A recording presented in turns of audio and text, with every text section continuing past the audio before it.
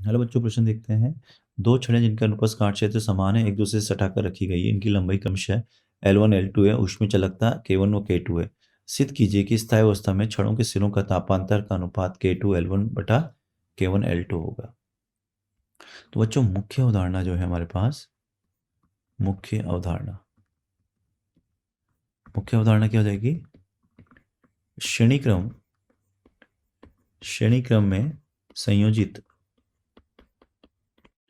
में संयोजित दो चालक छड़ों में ऊष्मा प्रवाह चालक छड़ों में ऊष्मा प्रवाह। तो मान लो बच्चों, ये आपके पास दो चालक छड़ हो गई, एक ये छड़ हो गई और एक ये छड़ हो गई। ठीक है, श्रेणी क्रम में प्रवाह। और हम जानते हैं एच सी जो होती है वो क्या होती है? के ए बट्टा एल गुणा डेल टी। डेल टी क्या होता है? तापांतर, छड़ों के सिरों पे तापांतर। ए अनुप्रस्थ काट क्षेत्र होता है, अनुप्रस्थ काट क्षेत्रफल। और एल जो होती है वो लंबाई हो जाती है, लंबाई के चालकता गुणांक। ठीक है, अब देखते हैं यहां से। अब मान लो बच्चों, ये अपने पास दिया गया है। ठीक है, इसको बोला गया है L1 लंबाई, इसकी बोली गई K1, इसकी बोली गई L2, इसकी बोली गई है K2। अब आपको पता है कि श्रेणी क्रम में दोनों में ऊष्मीय धारा समान बहेगी। ठीक है, अब बस हो गया, बात खत्म। अगर हम यहाँ से देखें तो चूंकि श्रेणी क्रम में ऊष्मा धारा समान प्रवाहित होती है, समान प्रवाहित होती है अतः इसमें मान लेते हैं Hc1 और इसमें मान लेते हैं Hc2। अतः Hc1 बराबर Hc2। तो Hc1 क्या हो जाएगा बच्चों? अब मान लो ये इस तरह से आपके पास है। ठीक है, मान लो इसका अनुप्रस्थ काट क्षेत्र K1 है, इसका मतलब इसका A1 है अनुप्रस्थ काट क्षेत्र, इसका A2 है, चालकता K2 है, K1 है।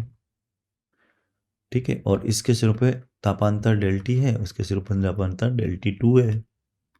और इसकी ऊष्मीय धारा Hc1 है, इसकी ऊष्मीय धारा Hc2 है, और इसकी लंबाई L1 है और उसकी लंबाई L2 है।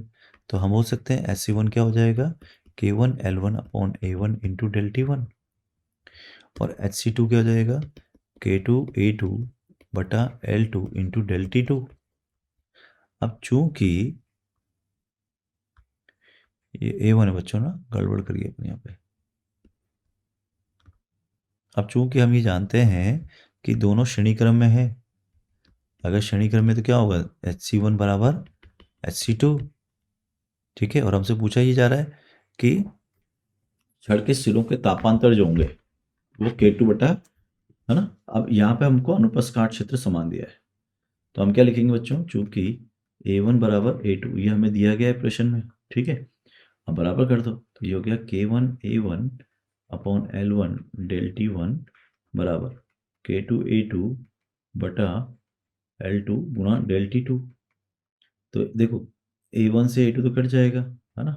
तो डेल टी 1 बटा delta 2 is equal to कितना आ गया? ये K1 L2 बटा K2 L1। तो ये अनुपात हो जाएगा बच्चों K1 L2 बराबर K2 L1। और यही सिद्ध करना था, तो हम लिख सकते हैं इति सिद्धम। ठीक है क्या? हम इसको लिख सकते हैं इति सिद्धम।